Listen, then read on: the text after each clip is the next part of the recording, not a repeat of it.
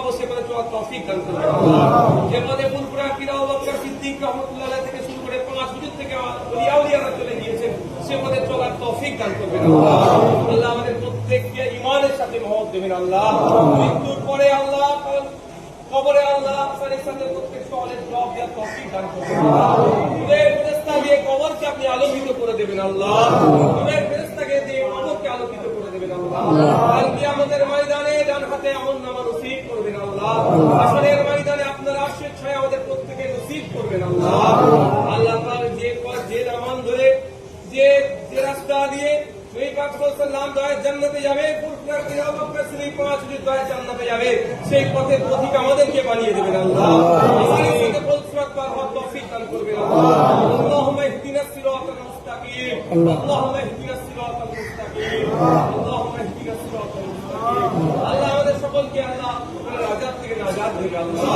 কবরের আযাব থেকে আমাদের নাজাত দেবেন আল্লাহ।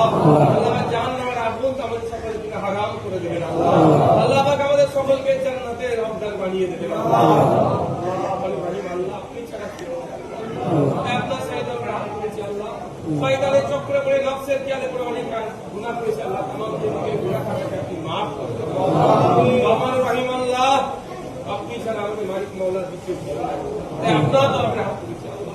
নফসের খেয়ালে পড়ে শয়তানের চক্রে পড়ে অনেক সময় গুনাহ করেছি আল্লাহ, মাফ করে দেন আল্লাহ। আল্লাহ পাক আমাদের প্রতিবেশী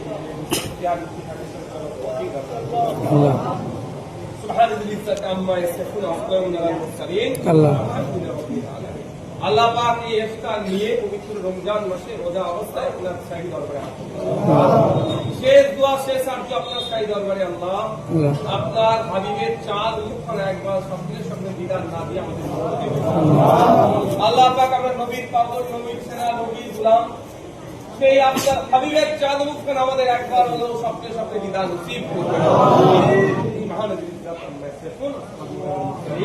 আলহামদুলিল্লাহ রাব্বিল আলামিন। লা ইলাহা ইল্লাল্লাহ।